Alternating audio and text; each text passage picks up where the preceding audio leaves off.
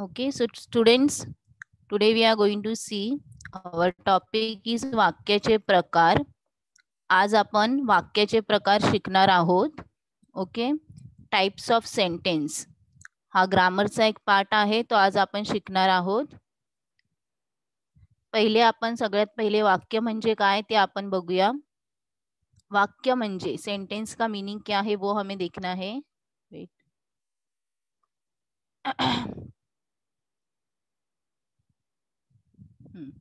Sentence का meaning क्या है वो हमें देखना है. तो वाक्य म्हणजे काय. ठीक आहे. वाक्य म्हणजे अनेक शब्दांचा समूह आणि त्या समूहाचा योग्य अर्थ म्हणजे वाक्य होय. देखो स्टूडेंट्स, यहाँ पे मैंने जो मीनिंग लिखा है, जो डेफिनेशन है वो वाक्य का है, मतलब सेंटेंस. सेंटेंस का मीनिंग क्या है वो हमें पहले जानना जरूरी है. उसके बाद हम देखेंगे उसके कितने टाइप्स आहे. ओके, वाक्याचे प्रकार किती आहेत ते आपण नंतर पाहणार आहोत. आधी आपण वाक्य म्हणजे काय ते आपण पाहूया. तर इथे हे डेफिनेशन आहे. काय लिहिले तर अनेक शब्दांचा समूह मतलब बहुत सारे शब्दों का समूह मतलब बहुत सारे ग्रुप ऑफ वर्ड्स. ओके, आणि त्या समूहांचा योग्य अर्थ. और वो जो ग्रुप ऑफ वर्ड्स हम देखने वाले उसका क्या अर्थ वो मीनिंगफुल रहना चाहिए, तो ही क्या बनता है, तो वाक्य बनता है. ठीक है, तो उसको वाक्य बोलते हैं. तो यहाँ पे वाक्य का डेफिनेशन है अनेक शब्दांचा समूह आणि त्या समूहाचा योग्य अर्थ म्हणजे वाक्य. ठीक है, तो ग्रुप ऑफ वर्ड शब्दांचा समूह और उसका योग्य अर्थ मतलब मीनिंगफुल रहना चाहिए वो सेंटेंस, तो उसका मीनिंग होगा वाक्य. तो उसको हम बोलेंगे एक परफेक्ट सेंटेंस. ठीक है. फॉर एग्जाम्पल जैसे मैंने आपको बोला कि आई जेवण बनवते, तो आई जेवण बनवते ये बराबर परफेक्ट सेंटेंस आपको लग रहा है मीनिंगफुल. अगर मैंने बोला आई जेवण जाते, तो जेवण जाते तो ये जेवण जाते हम बोलेंगे तो क्या होगा, वो सेंटेंस मीनिंगफुल है क्या. उसमें देखो आई जेवण बनवते मतलब शब्दांचा समूह है, मतलब शब्द है, आई है, जेवण है, बनवते मतलब तीन समूह, तीन वर्ड से मतलब उनका ग्रुप ऑफ वर्ड्स आ गए, तो उसको बोलेंगे हम सेंटेंस. पर अगर मैंने बोला आई जेवण जाते, तो उसका मीनिंग होगा क्या, तो वो मीनिंगलेस होगा, तो उसको हम सेंटेंस नहीं बोलेंगे. ठीक है, तो कोई भी सेंटेंस रहेगा तो उसको अर्थ रहता है. ठीक है स्टुडंट, सबको समझ में आया. यहाँ पे वाक्य म्हणजे काय, तो वाक्य म्हणजे अनेक शब्दांचा समूह आणि त्या समूहांचा योग्य अर्थ म्हणजे काय, वाक्य. ठीक है, अभी हम नेक्स्ट देखेंगे. यहाँ पे देखो वाक्याचे किती भाग पड़तात पहले देखेंगे. देखो सेंटेंस यहाँ पे आप देख सकते हो, एग्जाम्पल भी मैंने यहाँ पे दिया है. ये देखो वाक्याचे किती भाग पड़तात मतलब कितना पार्ट होता है सेंटेंस का. तो सेंटेंस का जो है दोन भाग पड़तात. कितने पार्ट होते हैं, तो दोन भाग, दो पार्ट होते हैं हर एक सेंटेंस का. कोई भी आप सेंटेंस देखोगे तो सेंटेंस में दो पार्ट होता है. अभी ये दो पार्ट कैसे दो पार्ट बनते हैं, तो देखो यहाँ पे लिखा है कौन से दो पार्ट है. तो यहाँ पे है उद्देश्य, जो पहला है उद्देश्य ज्याच्या विषयी बोलतो. ठीक है, जैसे हम इंग्लिश में सब्जेक्ट मेन रहता है. ठीक है, और यहाँ पे है विधेय. ओके, मतलब प्रेडिक्ट, उद्देश्य विषय जे बोलतो. ठीक है, अभी देखो यहाँ पे मैं एग्जांपल बताती हूँ, फिर आपको समझेगा ये उद्देश्य और विधेय क्या है. ठीक है, तो सब्जेक्ट और प्रेडिक्ट जैसे इंग्लिश में रहता है वैसे यहाँ पे मराठी में उद्देश्य और विधेय है. ओके, तो यहाँ पे ये दोन भाग वाक्याचे पडतात. फॉर एग्जाम्पल यहाँ पे मैंने उदाहरण लिया है. क्या है उदाहरण, देखो कविता अभ्यास करते. कविता अभ्यास करते ये क्या हो गया, पूरा सेंटेंस हो गया. पर इसके यहाँ पे आप देख सकते हो मैंने अंडरलाइन किया है, तो इसके दो पार्ट हो गए. तो कविता जो है वो क्या है, तो उद्देश्य है. क्या है, उद्देश्य, सब्जेक्ट है. ठीक है, करता है, करता कौन है, तो कविता. कविता क्या कर रही है, अभ्यास. ठीक है, अभी यहाँ पे देखो इकडे काय दिलंय, उद्देश. वाक्याचे दोन भाग पडतात. तर उद्देश म्हणजे काय, तर ज्याच्याविषयी बोलतो. कोणाविषयी बोलतोय, कविताविषयी. म्हणजे कविता काय आहे, उद्देश आहे. ठीक है, समझ में आ रहा है ना स्टूडेंट्स, क्या बोल रही हूँ मैं. पहले हम वाक्य क्या है, वाक्य के कितने भाग पड़ते हैं, पहले वो देखेंगे वाक्य किसको बोलते हैं, उसके बाद हम आगे जाएंगे वाक्याचे प्रकार के तरफ. ओके, अभी देखो यहाँ पे क्या एग्जाम्पल लिया है मैंने, तो कविता अभ्यास करते. कविता अभ्यास करते ये मैंने देखो यहाँ पे अंडरलाइन किया, ये हो गया दूसरा पार्ट। मतलब क्या? विधेय। ठीक है, विधेय का मतलब है उद्देशाविषयी जे बोलतो। मतलब ये विधेय मतलब क्या बोल रहा है? अभ्यास करते किसके बारे में बता रहा है? तो कविता के बारे में बता रहा है। तो अभ्यास करते क्या हो गया? विधेय हो गया। देखो स्टूडेंट्स, ये आपको समझ के लेना है। हर एक सेंटेंस के दो पार्ट होते हैं, दोन भाग असतात। ठीक है, उद्देश्य और विधेय। ठीक है, तो उसमें उद्देश्य जो रहता है वो क्या करता है? उद्देश्य मतलब जो मेन सब्जेक्ट रहता है, ठीक है, करता रहता है। ओके, और विधेय मतलब क्या? प्रेडिक मतलब उद्देशाविषयी जे बोलतो। विधेय क्या रहता है? जो उद्देश्य है उसके बारे में बोलता है। तो ये आपको ध्यान में रखना है। हर एक सेंटेंस के दो पार्ट होते हैं, और दो पार्ट मतलब उद्देश्य और विधेय। यहाँ पे कविता अभ्यास करते आप देख सकते हो, तो कविता क्या है? तो उद्देश्य है, और अभ्यास करते ये क्या है? विधेय है। ठीक है स्टूडेंट्स, देखो यहाँ पे आप देख सकते हो, जैसे मैंने पहिले बी बताया था की वाक्य म्हणजे काय? तो वाक्याचा समूह आणि समूहाचा अर्थ। तो यहाँ पे आप देख सकते हो कि ये जो एग्जाम्पल है, कविता अभ्यास करते, तो यहाँ पे कितने वर्ड्स है? 1 2 और 3 वर्ड्स हो गए। तो तीनों वर्ड्स मतलब ग्रुप ऑफ वर्ड्स है, मतलब तीनों का समूह है। और उसके बाद उसका एक मीनिंग है कि कविता अभ्यास करते मीनिंगफुल सेंटेंस हुआ ना ये, तो इसको क्या बोलेंगे? वाक्य बोलेंगे। ठीक है, और इसके दो पार्ट होते हैं। तो पहला पार्ट है उद्देश्य और दूसरा पार्ट है विधेय। जैसे कविता है उद्देश्य और अभ्यास करते हैं विधेय। ठीक है स्टूडेंट्स, तो यहाँ पे आपको ये समझ में आया कि वाक्य क्या है, वाक्य म्हणजे काय, और वाक्याचे किती भाग पडतात। ठीक है, अभी हम देखेंगे नेक्स्ट जो अपना मेन जो टॉपिक है आज का अपना, वाक्याचे प्रकार। ये तो अपना इंट्रोडक्शन हो गया, वाक्य म्हणजे काय, वाक्याचे किती भाग पडतात। पण आता आपण बघणार आहोत, आपण जे शिकणार आहोत ते आहे वाक्य प्रकार। ठीक है, आपके क्वेश्चन पेपर में जो क्वेश्चन नंबर प्रश्न क्रमांक 4 येतो, आप तुम्ही स्क्रीनवर बघू शकता, मी लिहिलेले आहे प्रश्न क्रमांक 4 व्याकरण कृती। हा पूर्ण टोटल गुण किती आहे? 8 मार्काला येतो। ठीक आहे, हा पूर्ण 8 मार्काला येतो, पण व्याकरण कृतीमध्ये जो पहिला पार्ट येतो, तुम्ही ते बघू शकता। आप देख सकते हैं यहाँ पे 3 लिखा है मैंने पॉइंट्स, उसमें से जो पहला पॉइंट है वो वाक्य प्रकार ओळखा। ठीक है, वो आता है 2 मार्क्स के लिए। तो हम लोग आज वाक्य प्रकार ओळखा ये पढ़ने वाले हैं। ठीक है, जो दूसरा है वाक्य रूपांतर करा, वाक्य प्रचार, उसके बाद आते हैं। तो ये तीनों रहते हैं। तो उसमें से हम पहला जो पार्ट है वाक्य प्रकार ओळखा, ये आज पढ़ने वाले हैं, और ये जो रहते हैं 2 मार्क्स के लिए रहेगा। ठीक है, हा 2 मार्काला हा प्रश्न येतो। आज जर तुम्ही पूर्ण वाक्य प्रकार व्यवस्थित समजून घेतले तर हे 2 मार्क्स तुमच्या हातात आहेत, म्हणजे तुम्हाला इझिली भेटू शकतात जर तुम्ही व्यवस्थित समजून घेतलं तर। ओके स्टूडेंट्स, अभी देखो वाक्याचे त्याच्या अर्थानुसार खाली प्रकार पडतात। एक मिनिट। यहाँ पे देखो वाक्याचे त्याच्या अर्थानुसार खालील प्रकार पड़तात, मतलब कौन से टाइप्स है? तो यहाँ पे 4 टाइप्स रहते हैं वाक्य के, मतलब सेंटेंस के। पहला है विधानार्थी वाक्य, प्रश्नार्थी वाक्य, उद्गारार्थी वाक्य, आज्ञार्थी वाक्य। देखो ये 4 टाइप से वाक्य के मतलब सेंटेंस के, जिसको हम इंग्लिश में बोलते हैं assertive sentence, interrogative sentence, exclamatory sentence and imperative sentence. Okay, तो हमें ये मराठी में हमें याद करना है, अच्छे से समझ के लेना है, क्योंकि बहुत टाइम क्या होता है आपको पता होता है, बहुत सारे स्टूडेंट्स को बोलने को भी आता है, पर जब लिखने का टाइम आता है तो उनका स्पेलिंग मिस्टेक हो जाता है, और वही आपको नहीं करना है। क्योंकि आपको यही जो वर्ड्स है, ये जो 4 वर्ड्स आप देख रहे थे ना, विधानार्थी, प्रश्नार्थी, उद्गारार्थी और आज्ञार्थी, तो ये आपको स्पेलिंग अच्छे से लिख लिख के प्रैक्टिस करना है।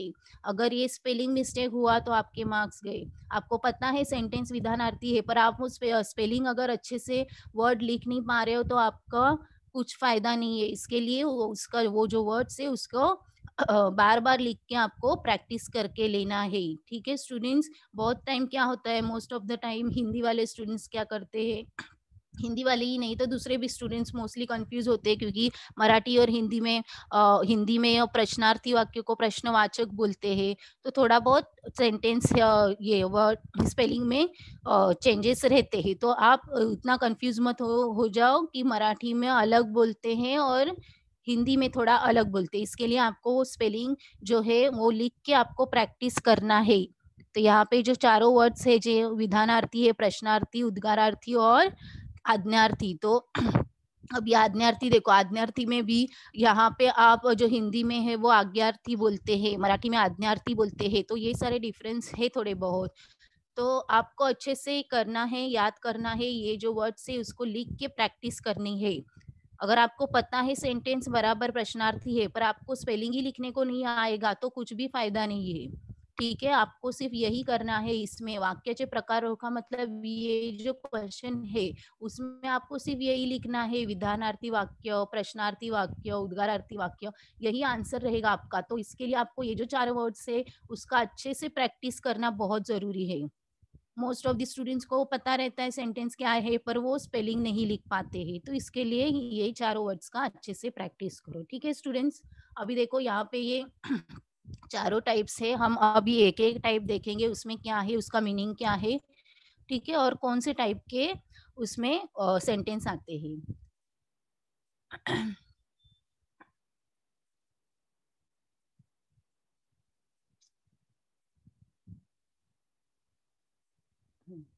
तो पहला है अपना विधानार्थी वाक्य। ओके, विधानार्थी वाक्य, असर्टिव सेंटेंस। ओके, तो विधानार्थी वाक्य मतलब क्या, जो सिंपल सेंटेंस रहते हैं, सादी वाक्य, ये इजीली आप क्या कर सकते हो, आइडेंटिफाई कर सकते हो, इजीली आपको पता चलेगा।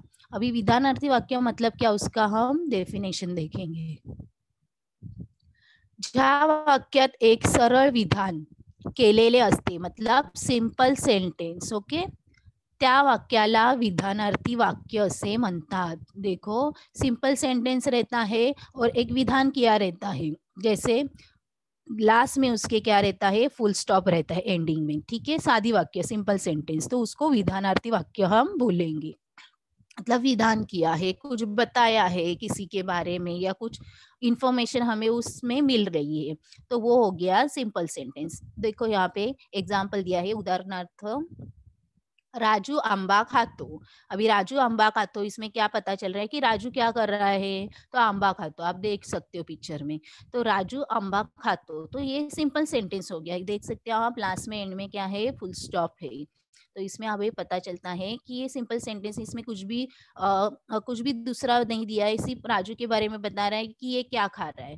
ठीक है, तो आपको क्या करना है, आपको सिर्फ ऐसे सेंटेंस आने के बाद आपको सिर्फ आगे यहाँ पे सेंटेंस के आगे क्या करना है, क्या लिखना है कि ये विधानार्थी वाक्य, क्या लिखोगे आप, विधानार्थी वाक्य। इसके लिए मैंने आपको बोला ना कि आपको जो विधानार्थी वाक्य, प्रश्नार्थी वाक्य, उसका स्पेलिंग अच्छे से याद करके रखना है, रिवाइज का मतलब प्रैक्टिस करके रखना है। तो आपको सिर्फ इतना लिखना है, उसके आगे विधानार्थी वाक्य।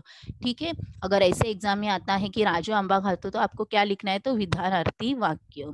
ओके, तो इससे आपको पता चलता है कि ये क्या है, सिंपल सेंटेंस। आपको सिर्फ याद रखना है कि सिंपल सेंटेंस में क्या रहता है, तो एंड में फुल स्टॉप रहता है। ठीक है, देखो, ज्या वाक्यात एक सरळ विधान केलेले असे, इसमें क्या सिंपल विधान क्या किया है कि वो क्या कर रहा है, खा रहा है, राजू आंबा खातो। ठीक है, तो ये क्या हो गया, विधानार्थी वाक्य, सिंपल सेंटेंस। तो ये आपको याद रखना है। अभी मैंने और एग्जांपल्स लिखे हैं, अब हम दूसरे एग्जांपल्स देखेंगे। ये आपको समझ में आया ना, विधानार्थी वाक्य क्या है, और इसमें क्या सिंपल सेंटेंस रहता है, सिर्फ विधान किया रहता है। यहाँ से हमें क्या थोड़ा इंफॉर्मेशन मिल जाता है कि सेंटेंस में क्या है, तो राजू क्या कर रहा है। फॉर एग्जाम्पल, जैसे मैंने पहले स्टार्टिंग में बताया था कि सेंटेंस के वाक्याचे 2 प्रकार पडतात, 2 भाग पडतात। तो भाग मतलब मैंने बताया उद्देश्य और विधेय। तो यहाँ पे उद्देश्य क्या है, तो राजू है, विधेय क्या है, आंबा खातो। ठीक है, तो राजू क्या कर रहा है, आंबा खातो। तो ये सब मीनिंगफुल सेंटेंस हो गया। ओके, तो आपको समझ में आया होगा वाक्य क्या है, वाक्याचे भाग कसे पडतात, और अपना जो पहला जो है, पहला पार्ट है विधानार्थी वाक्य, तो ये आपको सिंपल सेंटेंस बताएगा, और जो लास्ट में क्या रहेगा, तो फुल स्टॉप रहेगा। ओके स्टूडेंट्स, नाउ नेक्स्ट देखो, और मैंने एग्जाम्पल्स लिए हैं, हम और एग्जाम्पल समझ के लेंगे विधानार्थी के। अभिजीत बाहेर जातो, जो पहला एग्जाम्पल है देखो, हर एक एग्जाम्पल में लास्ट में आपको फुल स्टॉप दिखेगा. सेकंड है रमा पुस्तक वाचते. थर्ड, मी काल गावी गेलो होतो. रमेश खूप काम करतो. गौरव शाळेत गेला. दीपाली खूप छान गाते. देखो हर एक सेंटेंस में आप देख सकते हो फुल स्टॉप है लास्ट में, और हर एक सेंटेंस क्या है, सिंपल सेंटेंस है. सिर्फ उन्होंने क्या किया है, विधान किया है. अभिजीत क्या कर रहा है, तो बाहेर जातो. रमा क्या कर रही है, तो पुस्तक वाचते. मी काल गावी गेलो होतो, तो ये क्या हो गया, मैं कल गाँव गया था. तो ये सिर्फ सिंपल सेंटेंस हो गया. रमेश खूप काम करतो. रमेश काय करतोय, खूप काम करतो. गौरव शाळेत गेला. गौरव कुठे गेला, शाळेत गेला. दीपाली खूप छान गाते. ठीक है, दीपाली क्या करी, खूप छान गाते. तो ये विधान हो गया. उसके बारे में जो करता है उसके बारे में बताया जाता है, इंफॉर्मेशन दी जाती है, वो क्या हो गया, विधानार्थी वाक्य. तो ऐसे सेंटेंस आने के बाद आपको उसके आगे सिर्फ इतना लिखना है कि विधानार्थी वाक्य. ठीक है, इसके लिए आपको ये वर्ड लिखना बहुत जरूरी है, इस वर्ड की प्रैक्टिस करना बहुत जरूरी है. ठीक है स्टूडेंट्स, समझ में आया विधानार्थी वाक्य मतलब क्या. याद रखो, विधानार्थी वाक्य सिंपल सेंटेंस रहता है, उसमें लास्ट में एंड में फुल स्टॉप रहता है, सिंपल रहता है और विधान किया जाता है. ठीक है, तो इसको हम विधानार्थी वाक्य ही बोलेंगे. ओके, तो ये हो गया हमारा जो फर्स्ट विधानार्थी वाक्य. ठीक है, तो अब हम देखेंगे सेकंड. सॉरी, विधानार्थी वाक्य में आपको मैं बता देती हूँ कि दो पार्ट आते हैं. कौन से पार्ट, तो होकारार्थी और नकारार्थी. ठीक है, तो अभी होकारार्थी मतलब क्या, पॉझिटिव्ह सेंटेंस, अफर्मेटिव्ह सेंटेंस. ठीक है, होकार असणारी वाक्य. अभी यहाँ पे क्या है, हम विधानार्थी पे ही है, याद रखो ये भी विधानार्थी ही सेंटेंस है, पर विधानार्थी सेंटेंस के दो पार्ट बनते हैं, और होकारार्थी और नकारार्थी मतलब क्या, पॉजिटिव और निगेटिव. ओके, तो यहाँ पे आप देख सकते हो होकारार्थी. होकारार्थी मतलब क्या, जो पॉजिटिव रहेगा, उस सेंटेंस में कोई निगेटिविटी नहीं रहेगी. अब यहाँ पे जो देखेंगे हम लोग, जो फर्स्ट एग्जाम्पल है, राजूला शाळेत जायला आवडते. क्या है, तो ये पॉजिटिव सेंटेंस है. आवड़ते मतलब बहुत खुशी की बात है, अच्छी बात है. ठीक है, यहाँ पे आप पिक्चर में देख सकते हो कि वो बहुत हैप्पी है स्कूल में जाने के लिए. तो ये हो गया पॉजिटिव, होकारार्थी है. ठीक है, तो होकार हमें क्या समझ में आता है इस सेंटेंस से. ठीक है, सेकंड है रेश्मा सायकल चालवते. अभी ये यहाँ पे रेशमाला सायकल चालवायला आवडत नाही, तो क्या हो गया, वो नेगेटिव हो गया. मतलब वो नाही वर्ड आ गया, मतलब क्या, वो नेगेटिव सेंटेंस हो गया. तो ये आपको याद रखना है, नकारार्थी और ये होकारार्थी. अभी विधानार्थी वाक्य भी रहेगा, तो आपको क्या बताना होगा, तो विधानार्थी वाक्य है, पर वो कौन सा है, होकारार्थी है या नकारार्थी है, वो भी आपको बताना है यहाँ पे. ठीक है, तो ये आपको कंफ्यूज मत हो जाओ कि विधानार्थी वाक्य में ही मैं आपको बता रही हूँ कि ये होकारार्थी और नकारार्थी टाइप्स, दो टाइप्स रहेंगे. ठीक है, नेक्स्ट थर्ड एग्जाम्पल देखो. बाबा वर्तमानपत्र वाचतात. क्या, बाबा क्या करे, वर्तमानपत्र वाचतात, मतलब क्या, न्यूजपेपर. ठीक है, माझ्या घराजवळ झाड आहे. सुरेश धीट मुलगा आहे. समझ में आ रहा है. यहाँ पे ये जो सेंटेंस है ये सब होकारार्थी सेंटेंस है, पॉजिटिव सेंटेंस है, इसमें कोई भी नेगेटिविटी आपको नहीं दिखेगी. तो इसके लिए ये विधानार्थी सेंटेंस है, सब विधानार्थी सेंटेंस है, पर क्या है, इसमें क्या पॉजिटिविटी दिखाई गई है, तो इसको हम होकारार्थी बोलेंगे. क्या बोलेंगे, होकारार्थी. तो उसको यहाँ पे हमें आगे लिखना है विधानार्थी वाक्य और होकारार्थी उसमें ब्रैकेट में लिखना है. तो ये आपको याद रखना है. ठीक है, जैसे मैंने बोला रेशमा सायकल चालवते, क्या हुआ, होकारार्थी. पर अगर मैंने बोला रेशमाला सायकल चालवायला आवडत नाही, तो वो क्या हो गया, नकारार्थी. ठीक है, तो हम नकारार्थी के भी एग्जाम्पल्स देखेंगे. तो यहाँ पे आपको होकारार्थी मतलब क्या समझ में आया, तो विधानार्थी में ही हो गया ये भी सेंटेंस विधानार्थी ही है. नेक्स्ट देखो, ये है नकारार्थी. नकारार्थी सेंटेंस को हम निगेटिव सेंटेंस बोलेंगे, नकार दाखवणारी वाक्य. ओके। अभी देखो फर्स्ट, जैसे मैंने यहाँ पे फर्स्ट एग्जांपल आपको बताया, राजूला शाळेत जायला आवडते, तो अभी इससे पिक्चर से भी आपको समझ में आ रहा है, हाँ तो वो हैप्पी है, मतलब क्या उसको स्कूल जाने के लिए अच्छा लग रहा है। पर यहाँ पे आप इस पिक्चर में आप देख सकते हो कि इस लड़के को स्कूल में जाने के लिए अच्छा लग रहा है क्या, उसके फेस से आपको पता चल रहा है? नहीं। हाँ, तो देखो पहला जो एग्जाम्पल है, हरीला शाळेत जायला आवडत नाही, तो वही सेंटेंस को मैंने थोड़ा चेंज करके लिखा है क्योंकि आपको अच्छे से समझ में आई। तो ये हो गया क्या, नकारार्थी सेंटेंस, मतलब नेगेटिव सेंटेंस, क्योंकि उसको स्कूल में जाने को अच्छा नहीं लग रहा। अभी हर सेंटेंस में आप देख सकते हो कि नाही वर्ड है। नाही मतलब क्या, अच्छा नहीं लगना, नहीं मतलब नेगेटिविटी आएगी, ठीक है। तो ये वर्ड हम जो नेगेटिविटी के लिए यूज करते मराठी में, ठीक आहे, समजलं सगळ्यांना? जसं पहिला जो सेंटेन्स आहे, हरीला शाळेत जायला आवडत नाही, सेकंड सेंटेंस है, मीनाला आंबा आवडत नाही। देखो अभी यहाँ पे मीनाला आंबा आवड़ तो रहेगा, तो वो हो गया होकारार्थी। अगर नकारार्थी लिखना है तो क्या हो गया, आवड़त नाही। याद रखो आपको सेंटेंस नहीं लिखना है, पेपर पे, क्वेश्चन पेपर पे सेंटेंस आएगा, आपको सिर्फ उसके सामने लिखना है विधानार्थी वाक्य, ठीक है। और विधानार्थी वाक्य लिखने के बाद आगे आप लिखोगे होकारार्थी है या नकारार्थी है। ओके स्टूडेंट्स, तो ये आपको अच्छे से इजीली आपको समझेगा। अगर नाही वर्ड है तो आपको जल्दी समझ में आएगा कि ये नकारार्थी है। शीतल शाळेत गेली नाही, तो ये भी नकारार्थी हो गया। आज पाऊस पडणार नाही, आजीने गोष्ट सांगितली नाही। देखो हर एक सेंटेंस को आप देख सकते हो, नाही मतलब क्या, नकारार्थी ये सेंटेंस बता रहा है, ठीक है। शीतल शायद गेली नाही मतलब क्या, वो स्कूल में नहीं गई। आज पाऊस पडणार नाही, आज बारिश नहीं होने वाली है। आजीने गोष्ट सांगितली नाही, क्या आजी ने क्या जो स्टोरी है नहीं बताई है। तो ये सब नाही है मतलब क्या, ये सब सेंटेंस क्या हो गए हैं, नकारार्थी सेंटेंस हो गए हैं। तो याद रखो स्टूडेंट्स, ये सब विधानार्थी तो है, पर क्या है, नकारार्थी और होकारार्थी भी आपको आइडेंटिफाई करना है। देखो जैसे ये होकारार्थी हो गया और ये विधानार्थी। तो विधानार्थी आप सिर्फ विधानार्थी भी लिखोगे, पर उसके आगे आपको ये भी आइडेंटिफाई करना है कि वो होकारार्थी है या नकारार्थी है। अभी ये विधानार्थी सेंटेंस में ही हमने, ये भी विधानार्थी है, पर सिर्फ इसमें आपको क्या करना है, होकारार्थी या नकारार्थी लिखना है। तो सबको समझ में आया? विधानार्थी वाक्य, ये अपना फर्स्ट टाइप ऑफ सेंटेंस था, विधानार्थी वाक्य, ठीक है स्टूडेंट्स। अभी हम देखेंगे हमारा जो सेकेंड टाइप है वो प्रश्नार्थी वाक्य। क्या है? प्रश्नार्थी वाक्य। अभी प्रश्नार्थी वाक्य मतलब क्या, प्रश्नार्थी में ही आपको वो वर्ड से ही आपको समझ में आता है, प्रश्नार्थी मतलब प्रश्न, मतलब क्वेश्चन टाइप, ठीक है। तो इसमें हम इंग्लिश में इसको इंटीरोगेटिव बोलते हैं, ठीक है। हाँ, दूसरा प्रकार है, हाँ, सेकेंड टाइप्स ऑफ सेंटेंस है प्रश्नार्थी वाक्य। तो पहले हम देखेंगे प्रश्नार्थी वाक्य मतलब क्या। तो प्रश्नार्थी वाक्य मतलब ज्या वाक्यात प्रश्न विचारलेला असतो त्या वाक्याला प्रश्नार्थी वाक्य असे म्हणतात।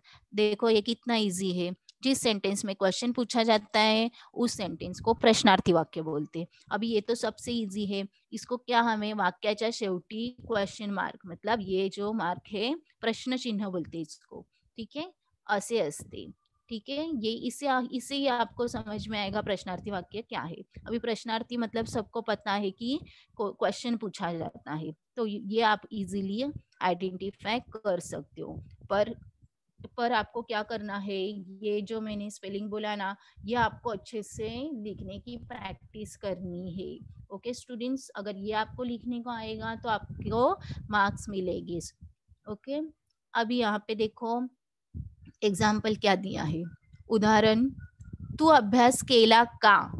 अभी का मतलब यहाँ पे क्या हो गया, क्वेश्चन पूछ रहा है। केला का मतलब किया क्या, पढ़ाई किया क्या, तूने पढ़ाई किया क्या, ऐसे पूछते हैं ना हम लोग। तो वैसे ही यहाँ पे मराठी में पूछा है कि तू अभ्यास केला का के बाद आप देख सकते हो यहाँ पे क्वेश्चन मार्क है। तो ये क्वेश्चन मार्क पे हमें क्या समझना है कि ये जो है ये सेंटेंस है, प्रश्नार्थी सेंटेंस है, प्रश्नार्थी वाक्य है। ओके, तो आपको क्या करना है, आपको एग्जाम में सेंटेंस आएगा ऐसे, तो आपको सिर्फ उसके आगे लिखना है प्रश्नार्थी वाक्य। ठीक है, तो इसके लिए आपको प्रश्नार्थी वाक्य को ऐसे प्रैक्टिस करना है लिख लिख के, तो आप लिख सकोगे। नहीं तो आपको समझ रहे हैं हाँ प्रश्नार्थी वाक्य है, पर आप अगर स्पेलिंग नहीं लिख पाओगे तो क्या होगा, आपके मार्क्स कट हो जाएंगे। तो इसके लिए इतना इजी क्वेश्चन है ये, 2 मार्क्स का क्वेश्चन है, तो अच्छे से समझ के लो। ओके स्टूडेंट्स, अभी देखो प्रश्नार्थी वाक्य के हम और देखेंगे। प्रश्नार्थी वाक्य जैसे इंग्लिश में व्हाट, हु, वेयर, व्हेन ऐसे क्वेश्चन पूछे जाते हैं, WH क्वेश्चन, वैसे ही इंग्लिश में भी क्वेश्चन रहते हैं, का, कुठे, कोनी। पता है ना आपको, ये वर्ड सब मराठी में रहते हैं। देखो यहाँ पे प्रश्नार्थी वाक्याची कुछ एग्जाम्पल्स है यहाँ पे, प्रश्नार्थी वाक्याचे उदाहरणे। देखो पहला क्वेश्चन है, तुझी शाळा कोठे आहे? कोठे मतलब कहाँ पे है, तुम्हारा स्कूल कहाँ पे है? तुला पेढा आवडतो का? तुझे पेढा पसंद है क्या? ठीक है। मुलगा उंच आहे का? लड़का बड़ा है क्या, ऊंचा है क्या, लंबा है क्या? आज पाऊस पडेल असे तुला वाटते का? आज बारिश आएगी ऐसे तुझे लगता है क्या? आपल्याला कुठे जायचे आहे? आपको कहाँ पे जाने का है? विमान प्रवास कोणाला आवडत नाही? जो प्लेन का जो ट्रैवल है किसको पसंद नहीं है? तो ये सारे क्या हो गए हैं, क्वेश्चन मार्क है इसके आगे सबके। देखो सब सेंटेंस के आगे क्वेश्चन मार्क आपको दिख रहे हैं ना, तो ये सब क्या हो गए, तो प्रश्नार्थी वाक्य हो गए। अगर आपको ऐसे सेंटेंस एग्जाम में आते हैं तो आपको सिर्फ यहाँ पे आगे लिखना है प्रश्नार्थी वाक्य। ठीक है, अभी प्रश्नार्थी वाक्य में कोई दूसरा टाइप नहीं है, सिर्फ इसमें आपको प्रश्नार्थी वाक्य लिखना है। क्वेश्चन मार्क दिखा है आपको, तो आप प्रश्नार्थी वाक्य लिख सकते हो। ओके, तो ऐसे नहीं है, तो आपको वो सेंटेंस है उसका मीनिंग भी आपको समझ में आना चाहिए। इसके लिए आपको रीडिंग प्रैक्टिस करना जरूरी है। तो मराठी में कुछ वर्ड्स रहते हैं, कोठे, कुठे, कोनी, काय, तो ये सब वर्ड्स जो रहते हैं, जैसे इंग्लिश में WH क्वेश्चंस रहते हैं, वैसे मराठी में भी ये वर्ड्स रहते हैं, जिससे हमें पता चलता है कि क्वेश्चंस पूछे हैं। ठीक है, और प्लस क्वेश्चन मार्क रहते हैं। ठीक है, क्वेश्चन मार्क से भी पता चलता है हमें कि ये कौन सा है, तो प्रश्नार्थी वाक्य है। ओके स्टूडेंट्स, सबको समझ में आया? अभी हमने क्या क्या देखा, विधानार्थी वाक्य। विधानार्थी वाक्य में 2 टाइप से, होकारार्थी और नकारार्थी। उसके बाद सेकंड जो पार्ट है वो है, सेकंड टाइप है प्रश्नार्थी वाक्य। प्रश्नार्थी वाक्य में क्वेश्चन मार्क रहेगा। ओके, तो ये 2 टाइप्स हो गए। अभी हम नेक्स्ट हम देखने वाले हैं थर्ड जो है अपना, वो है उद्गारार्थी वाक्य। तो ये भी बहुत इजी है, ये भी आपको बहुत अच्छे से समझ में आएगा। उद्गारार्थी वाक्य किसको बोलते हैं, तो उद्गारार्थी वाक्य रहता है उसमें भावना व्यक्त करनारी वाक्य। मतलब इसमें क्या, भावना मतलब अपने एक्सप्रेशन, अपने फीलिंग्स हम एक्सप्रेस करते हैं उस वर्ड से। ठीक है, तो वो जो वर्ड्स हम यूज करते हैं, तो उसमें हमें पता चलता है कि ये उद्गारार्थी वाक्य है। इसको एक्सक्लेमेटरी सेंटेंस ऐसे बोलते हैं। अभी देखो यहाँ पे मराठी में क्या लिखा है, पहले हम उद्गारार्थी वाक्य का डेफिनेशन क्या है वो हम देखेंगे। ओके, ज्या वाक्यामध्ये एखादी भावना दर्शविणारा उद्गार असतो त्या वाक्याला उद्गारार्थी वाक्य असे म्हणतात। क्या, देखो ज्या वाक्याला एखादी भावना मतलब कुछ फीलिंग्स रहती है, जिस सेंटेंस को फीलिंग्स रहती है उस वाक्य को क्या बोलेंगे हम, उद्गार दर्शनारी असतात। मतलब उस सेंटेंस में उद्गार दर्शवतात, वो जो सेंटेंस है उसको क्या बोलेंगे हम, उद्गारार्थी वाक्य। देखो, ज्या वाक्यामध्ये एखादी भावना दर्शविणारा उद्गार असतो त्या वाक्याला उद्गारार्थी वाक्य असे म्हणतात। जैसे जिस सेंटेंस में हमें फीलिंग्स पता चल जाती है, उद्गार दर्शवले जातात, वो सेंटेंस हो गया उद्गारार्थी वाक्य, एक्सक्लेमेटरी सेंटेंस। अभी यहाँ पे वाक्याच्या शेवटी उद्गारवाचक चिन्ह असते। अभी यहाँ पे देखो, जो से वाक्य रहता है शेवटी, मतलब शेवटी भी रहता है, कभी कभी बीच में भी, यहाँ पे मैंने शेवटी लिखा है, कभी कभी बीच में भी आता है। कुछ वर्ड्स ऐसे रहते हैं कि उसको हम बीच में भी लिखते हैं। ठीक है, पर ये जो आपको ये याद रखना है, उद्गारार्थी वाक्य का जो ये है क्या बोलते हैं हम, पंक्चुएशन मार्क है वो ऐसे रहता है। ओके, तो ये आपको याद रखना है, जैसे प्रश्न चिन्ह रहता है वैसे ही ये उद्गारवाचक चिन्ह रहता है। ठीक है, इससे आपको पता चलेगा कि कौन सा सेंटेंस है तो उद्गारार्थी वाक्य। तो इसमें सबसे इजी है, प्रश्न चिन्ह को भी देख के हम प्रश्नार्थी वाक्य समझ लेंगे और इसको भी उद्गारवाचक चिन्ह को देख के हमें क्या करना है, क्या समझ में आएगा, तो उद्गारार्थी वाक्य। तो इसके लिए आपको उद्गारार्थी वाक्य लिखने की प्रैक्टिस करना जरूरी है। ठीक है, अभी हम एग्जाम्पल देखते हैं। एग्जाम्पल है, किती सुंदर ताजमहल हा। अभी देखो यहाँ पे ताजमहल के बारे में बोलना है, तो क्या बोला है यहाँ पे, कितनी सुंदर ताजमहल हा, मतलब इससे हमें हमें क्या फीलिंग्स पता चल रही कि वो कितना सुंदर है, वो बताने के लिए हम कैसे एक्साइट होके बताते हैं ना, कभी कुछ चीजें हम एकदम एक्साइट हो जाते हैं और बोलते हैं, तो वैसे यहाँ पे बताया जाता है, वहाँ यहाँ पे हमें अलग सी फीलिंग्स हमें पता चलती है सेंटेंस से। ठीक है, यहाँ पे फुल स्टॉप नहीं रहता है, तो यहाँ पे रहता है उद्गारवाचक चिन्ह। तो इससे हमें पता चलना चाहिए, इससे हमें समझ में आना चाहिए कि ये उद्गारार्थी वाक्य है। क्यों, क्या बता रहा है, तो ताजमहल के बारे में बता रहा है। अगर मैंने बोला होता कि ताजमहल सुंदर आहे, तो वो उद्गारार्थी होगा नहीं, तो वो क्या सिंपल सेंटेंस हो गया, ताजमहल सुंदर आहे। पर हमें उद्गारार्थी में लिखना है, उद्गारार्थी सेंटेंस है, तो ये क्या हो गया, कितनी सुंदर ताजमहल हा, मतलब यहाँ पे हो गया एक्सक्लेमेटरी मार्क आ गया, मतलब क्या आपको ये समझ में आना चाहिए कि ये उद्गारार्थी वाक्य है। वाक्य के रूपांतर तो आपको बाद में इसका क्वेश्चन है कि उसको विधानार्थी को उद्गारार्थी करो, प्रश्नार्थी करो, वो अलग है। पर ये जो क्वेश्चन हम आज देख रहे हैं वो सिर्फ आपको आइडेंटिफाई करना है वो विधानार्थी है, प्रश्नार्थी है या उद्गारार्थी है। ओके स्टूडेंट्स, तो आपको मैं यही आपको ये इजीली अच्छे से समझ में आएगा कि उद्गारार्थी वाक्य किसको बोलते हैं। अभी मैं बताऊंगी आपको और एग्जांपल्स बताती हूँ उद्गारार्थी वाक्य के। देखो यहाँ पे उद्गारार्थी वाक्याची उदाहरणे। अभी पहला देखो, किती सुंदर आहे मराठी भाषा। यहाँ पे आप देख सकते हो कि एक्सक्लेमेटरी मार्क मतलब उद्गारवाचक चिन्ह आप देख सकते हो, हर एक सेंटेंस में उद्गारवाचक चिन्ह आपको दिख रहा है। तो ये हर सेंटेंस क्या बता रहा है कि वो उद्गारार्थी वाक्य है। तो आपको ऐसे अगर सेंटेंस एग्जाम में आ रहा है तो आपको इसके सामने सिर्फ इतना लिखना है, उद्गारार्थी वाक्य। ठीक है, यहाँ पे उद्गारवाचक या ऐसे कुछ अलग नहीं लिखना है, उद्गारार्थी वाक्य ही लिखना है।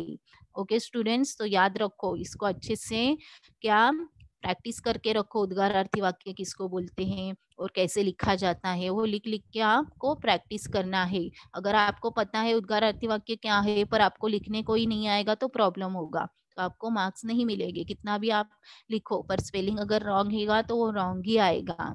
तो इसके लिए आपको अच्छे से प्रैक्टिस करना है। ठीक है, अभी देखो पहला जो है, कितनी सुंदर आहे मराठी भाषा। यहाँ पे मराठी भाषा के बारे में बोला है, कितनी सुंदर है मराठी भाषा। तो ये बताने के लिए यहाँ पे क्या आएगा, उद्गारवाचक। अभी हमें विधानार्थी में कैसे आएगा, मराठी भाषा सुंदर आहे, वो सिंपल सेंटेंस हो गया। पर यहाँ पे हमें बताना है कि वो बहुत सुंदर है और एक्सप्रेस करके फीलिंग्स बतानी है, तो वो हो गया उद्गारार्थी वाक्य। ठीक है, अभी सेकेंड सेंटेंस देखो, बाप रे केवड़ा हा पसारा। अभी देखो यहाँ पे ये वर्ड्स हम अपनी डेली लाइफ में भी यूज करते हैं, हिंदी में भी कुछ वर्ड्स रहते हैं ऐसे। अभी यहाँ पे देखो बाप रे, मतलब कितना हमें बताना है कि बहुत सारा पसारा पड़ा है। पसारा मतलब पता है ना आपको, सब सामान यहाँ वहाँ बिखरा रहता है तो हम उसको पसारा बोलते हैं मराठी में। तो वो यहाँ पे क्या बता रहे हैं, तो यहाँ पे हमें क्या फीलिंग्स पता चल रही है ना, कि हमें क्या फीलिंग्स पता चल रही है, बाप रे केवड़ा हा पसारा। तो उससे हमें यहाँ पे जो वर्ड है बाप रे, तो उसके बाद में हमें दिख रहा है ये उद्गारवाचक चिन्ह। ठीक है, तो यहाँ पे ये वर्ड आने के बाद उद्गारवाचक चिन्ह आता है, तो ये सेंटेंस हो गया उद्गारार्थी वाक्य। ठीक है, जैसे थर्ड सेंटेंस है, अरे रे रे फार वाईट झाले। देखो यहाँ पे भी आपको समझ में आ रहा है कि ये कुछ वर्ड्स ऐसे रहते हैं, उसके आगे हमें क्या उद्गारवाचक चिन्ह लगाना पड़ता है। ठीक है, क्योंकि उसके हमें क्या फीलिंग समझ में आती है। ठीक है, खुश है या नाखुश है या कुछ एक्साइटेड है या कुछ ऐसे अलग हमें फीलिंग समझ में आती है उस वर्ड से। ठीक है, तो उस वर्ड्स के आगे उद्गारार्थी या उद्गारवाचक चिन्ह हमें दिखाई देते हैं। नेक्स्ट देखो फोर्थ जो है एग्जाम्पल वो है अबब केवढा मोठा हा सांप। अभी इसका मतलब क्या है, बहुत बड़ा सांप है। तो इसके लिए यहाँ पे बताया गया है, सॉरी, इसके लिए यहाँ पे बताया है कि अबब केवढा मोठा सांप, केवढा मोठा हा सांप मतलब बहुत बड़ा सांप है। और हमें बोलना है हमें ये क्या लिखना है, तो उद्गारार्थी वाक्य। नेक्स्ट फिफ्थ है शाबाश परीक्षा पास झालास। देखो अभी यहाँ पे भी क्या हो गया, ये भी उद्गारार्थी वाक्य हो गया। शाबाश है ना, तो शाबाश के आगे आप देख सकते हो ये एक्सक्लेमेटरी मार्क मतलब क्या, उद्गारवाचक चिन्ह। शाबाश परीक्षा पास झाला, एग्जाम पास हो गया, तो ये हो गया उद्गारार्थी वाक्य। नेक्स्ट है किती उंच आहे ही इमारत। क्या बोला गया है, किती उंच आहे ही इमारत। अभी यहाँ पे आप देख सकते हो ये भी उद्गारवाचक चिन्ह है यहाँ पे इमारत के बाद, तो ठीक है। तो किती उंच आहे इमारत मतलब ये भी सेंटेंस क्या हो गया, उद्गारार्थी वाक्य हो गया। तो स्टूडेंट्स आपको याद रखना है उद्गारार्थी वाक्य को क्या बोलते हैं हम। तो उद्गारार्थी वाक्य मतलब क्या, तो उद्गार दर्शवणारा, भावना भावना एखादी भावना फीलिंग्स बताने वाला, और इसके आगे हमेशा उद्गारवाचक चिन्ह रहता है। ये आपको अच्छे से याद करना है, याद करने की जरूरत नहीं है। आप अगर सेंटेंस देखोगे, रीड करोगे तो आपको समझ में आएगा। आपको अगर उद्गारवाचक चिन्ह दिखेगा तो आपको समझना है वो जो सेंटेंस है वो क्या है, तो उद्गारार्थी सेंटेंस है। ओके स्टूडेंट्स, सबको समझ में आया। देखो हमने जो पहला देखा वो था विधानार्थी वाक्य देखा, उसके बाद हमने देखा विधानार्थी वाक्य में हमने देखा दो टाइप से, होकारार्थी नकारार्थी। उसके बाद प्रश्नार्थी वाक्य देखा, प्रश्नार्थी में क्या रहता है, तो क्वेश्चन मार्क रहता है। और ये जो थर्ड टाइप है उसमें हमें क्या देखा उद्गारार्थी में, तो इसमें है एक्सक्लेमेटरी मार्क मतलब उद्गारवाचक चिन्ह। ओके स्टूडेंट्स, ये तीनों टाइप्स हो गए।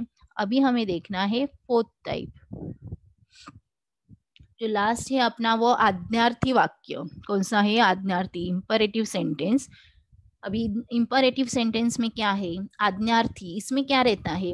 देखो यहाँ पे हम मराठी में आज्ञा बोलते हैं, वैसे ही हिंदी में आज्ञा बोला जाता है। तो थोड़ा वो ज्ञ है उसका थोड़ा प्रोनाउंसिएशन अलग रहता है। तो ये आप समझ के लिए हिंदी में लिखने के लिए हम वैसे ही लिखते हैं, जो वर्ड है उसको सिर्फ बोलने के लिए हम आज्ञार्थी या आज्ञार्थी ऐसे बोला जाता है। ठीक है, तो आपको ये ध्यान में रखना है। अभी आज्ञार्थी वाक्य मतलब क्या वो हम देखेंगे।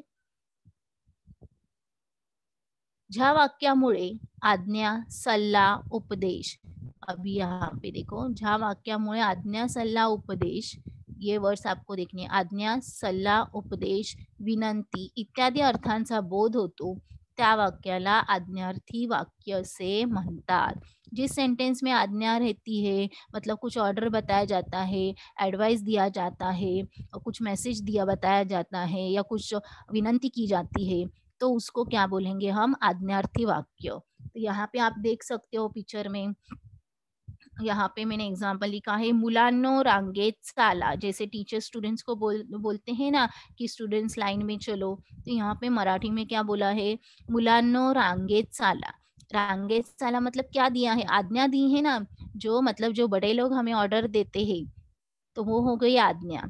ठीक है, तो वो ये जो सेंटेंस है मुलांनो रांगेत चाला, तो वो क्या हो गया, आज्ञार्थी वाक्य। ठीक है स्टूडेंट्स, तो ये आपको समझ के लो, मुलांनो रांगेत चाला। अभी ये आपको थोड़ा रीडिंग करोगे तो ही आपको समझ में आएगा, नहीं तो नहीं समझ में आएगा आज्ञार्थी वाक्य किसको बोलते हैं। क्योंकि आज्ञार्थी वाक्य में यहाँ पे कोई अलग पंक्चुएशन मार्क नहीं रहता है, तो इसमें फुल स्टॉप ही रहता है एंड में।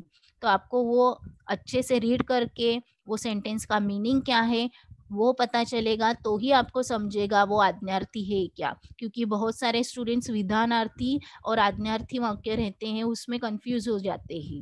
अभी प्रश्नार्थी तो इजी है, जो प्रश्न चिन्ह रहता है उसको प्रश्नार्थी हम बोलेंगे। उद्गारार्थी भी इजी है, जहाँ पे उद्गारवाचक चिन्ह है उसको हम उद्गारार्थी भी बोलेंगे।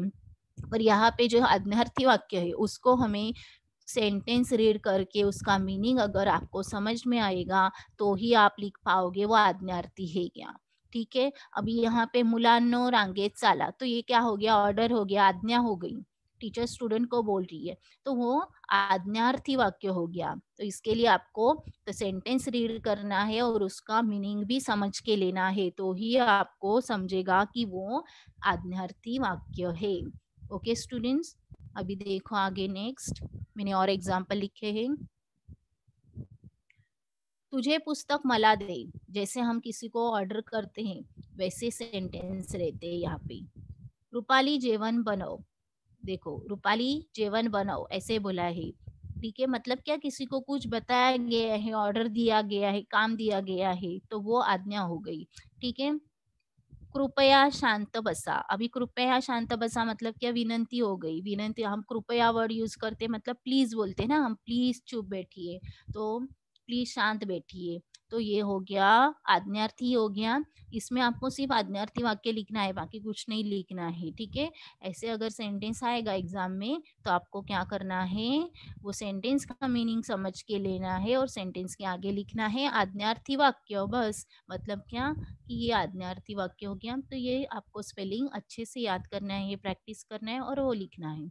उसके लिए आपको वो सेंटेंस का मीनिंग पता होना जरूरी है। तुझे पुस्तक मला दे, तुम्हारा बुक मुझे दो, रूपाली जेवण बनाओ, रूपाली खाना बनाओ, कृपया शांत बसा, प्लीज शांत बैठो, ऐसे बोलते ना हम लोग।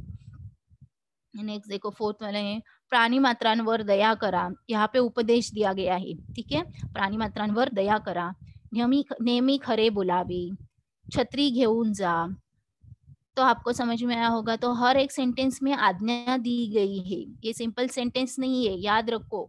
यहाँ पे हर सेंटेंस के लास्ट में आपको फुल स्टॉप दिखाई दे रहा है। अभी आप सोचोगे फुल स्टॉप है तो इसका मतलब ये विधानार्थी है, तो ऐसे नहीं है। विधानार्थी सेंटेंस अलग है, मैंने आपको पहले भी बताया। विधानार्थी मतलब क्या, तो सिर्फ विधान किया जाता है कि कौन क्या कर रहा है, पर यहाँ पे आपको क्या समझ के लेना है कि आज्ञा क्या, यहाँ पे आज्ञा क्या दी गई है वो आपको समझ में आना चाहिए, तो ही आपको समझेगा कि आज्ञार्थी वाक्य किसको बोलते हैं, ठीक है स्टूडेंट्स। तो आपको समझ में आया कि यहाँ पे हर एक सेंटेंस में आप देख सकते हो ऑर्डर दिया गया है। छत्री घेऊन जा मतलब क्या, छाता लेके जाओ, नेहमी खरे बोलावे, हमेशा सच बोलना चाहिए, प्राणी मात्रांवर दया करा, जो ये रहते हैं एनिमल से उसके ऊपर हमेशा दया करनी चाहिए। तो ये सब आपको रीड करते, इसके लिए हमेशा सेंटेंस रीड करना है, उसके बाद ही आंसर लिखना है, डायरेक्ट आंसर नहीं लिखना है।